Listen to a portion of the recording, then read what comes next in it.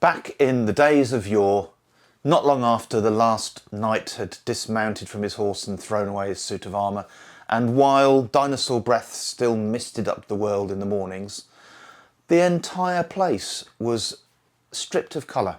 The world was black and white. How do I know? I've seen the pictures. Everything was black and white.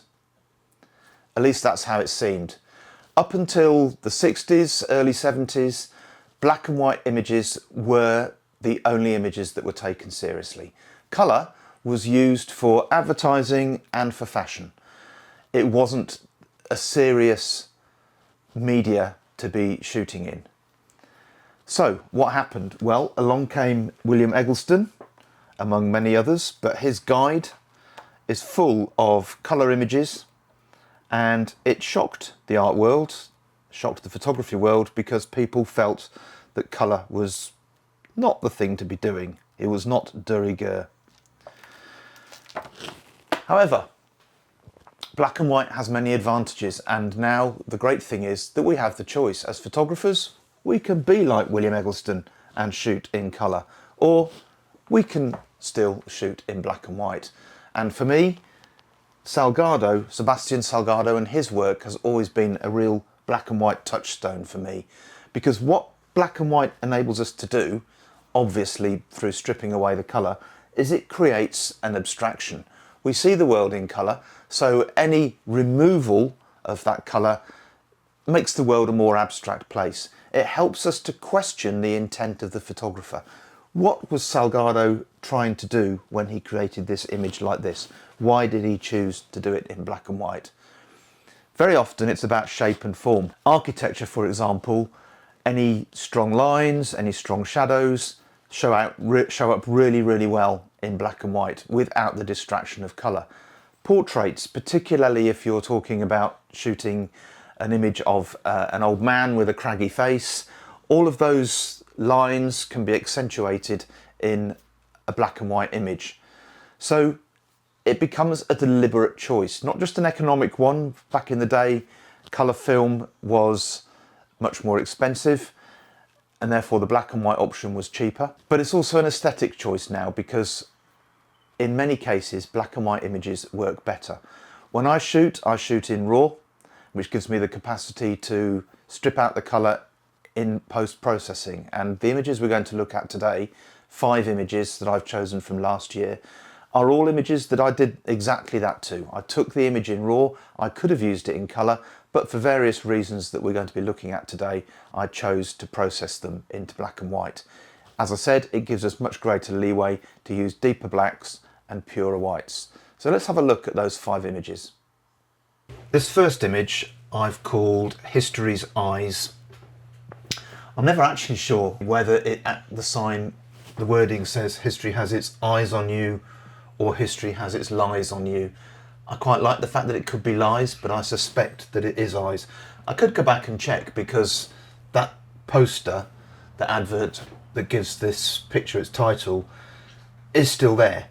At least it was last week. It may well have gone by now.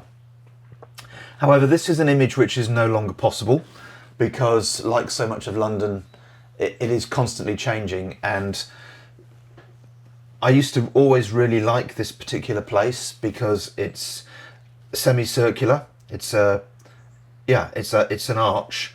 However, on this particular occasion, as you can probably see down this left-hand side of the image, it's no longer an arch. It's a segment. It's a quarter of a circle. This is underneath London Waterloo Station.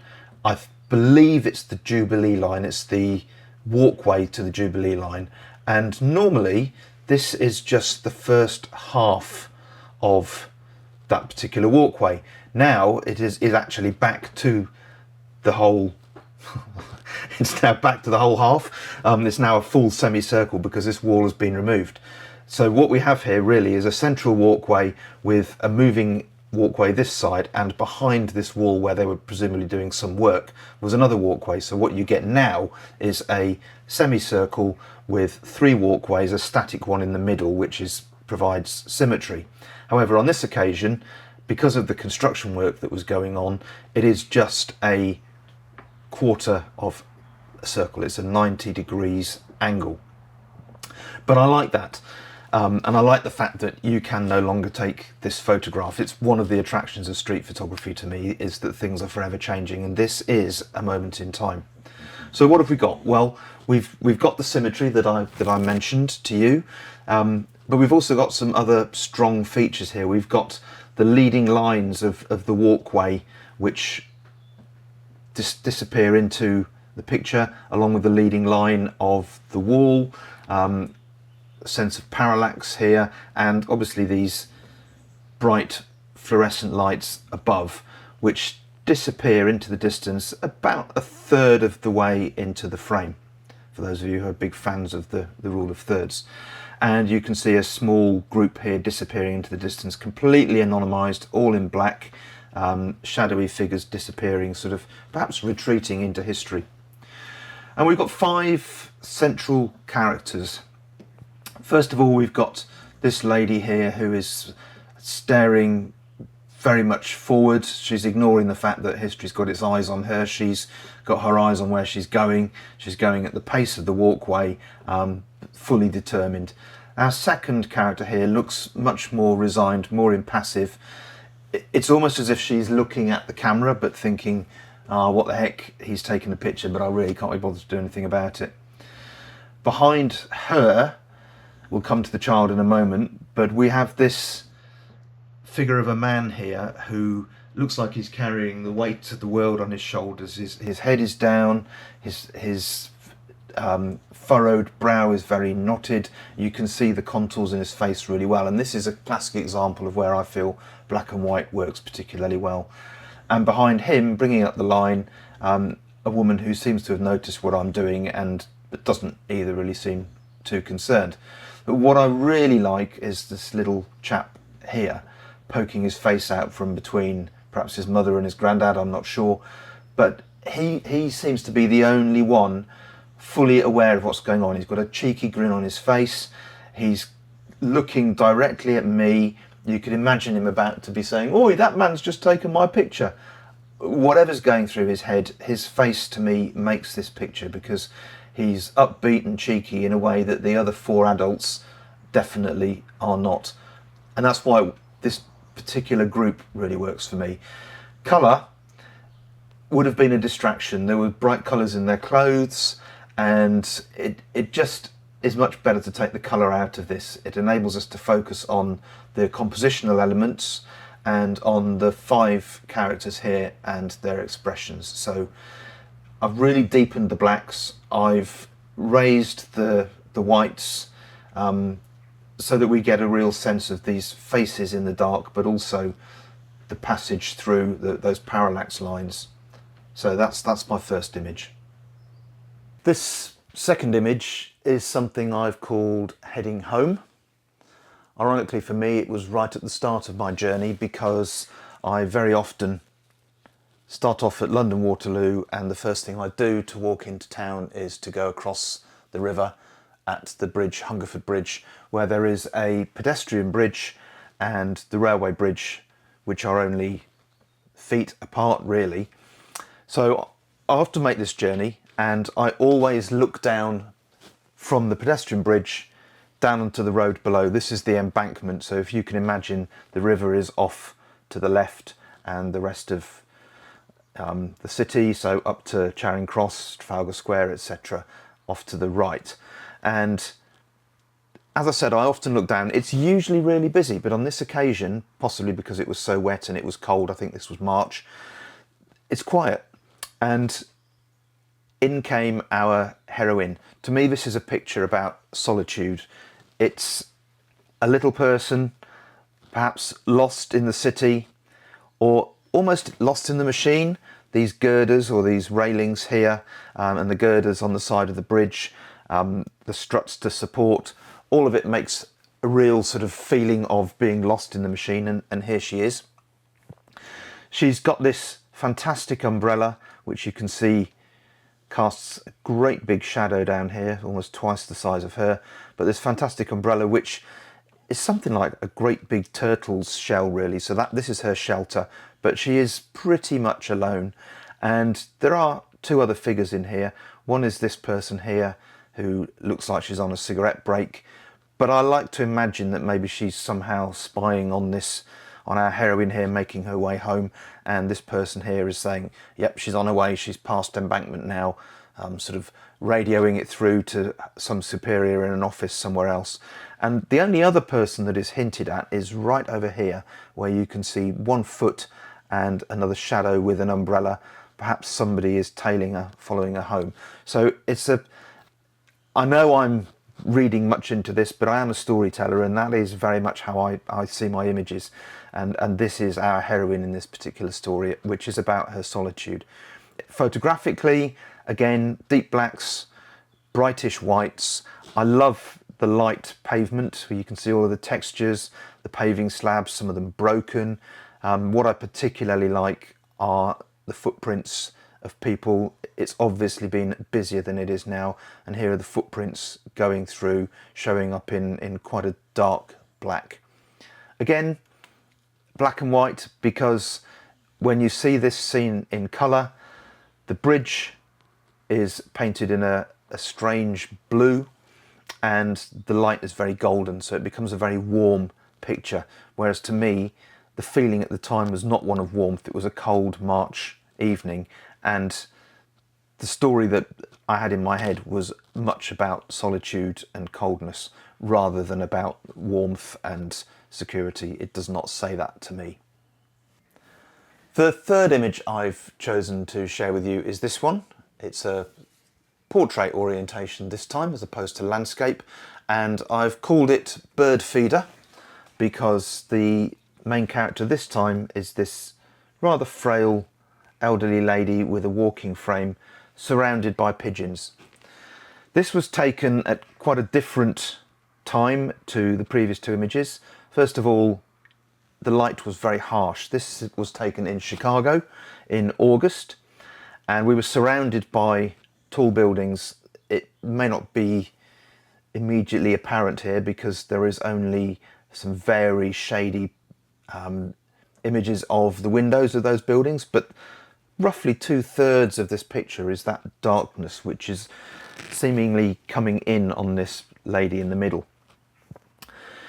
It says a lot about her and her frailty, I think, or the image says a lot about frailty. And again, I suppose like the last one, it's about solitude. So she's made her way into the centre of the frame. She's standing stock still. She's paused, drawing breath. But so are the birds. And there is a lot of similarity between her and the birds. Look how she's standing with her feet together, just like the birds are, stock still, almost frozen in time. And you can imagine that she is stuck there with the oppression of this huge block that's behind her. So again, it's another story of solitude and perhaps a little bit of a tale of frailty. It works really well in black and white, I think. I particularly like the way she resembles the birds, but I like the fact that her hair is just, I suppose it's rim lighting, but just lit, and there's a silvery sheen which stands out in contrast against this big black backdrop. Again, the colour image isn't great. It's a very warm glow, and that was not something I particularly wanted in this image. Another person on their own for my fourth choice. Quite different circumstances. Here is a man in his place of work, quite secure in what he's doing, looks comfortable, well off, and yeah, well set up in his tailor's shop. This is in Piccadilly in London, and it's a small shop at the end of Piccadilly Arcade, and he's framed by the tools of his trade, if you like, by the things that he does. So we have a staircase coming down here which provides a nice diagonal, and boxes of cufflinks in the window which again give us a triangle really, another diagonal line coming in which frames him, and he's framed on this side by some of the clothes and things which are close to the window display and out of focus. You can see his reflection in the mirror behind, and the light from above has lit him. It's a really brightly coloured shop. And that was a distraction, because there's no doubt about this who our central character is, who our hero is, and he just happened to look up. So there is eye contact there, which I wasn't waiting for, and I got mixed feelings about.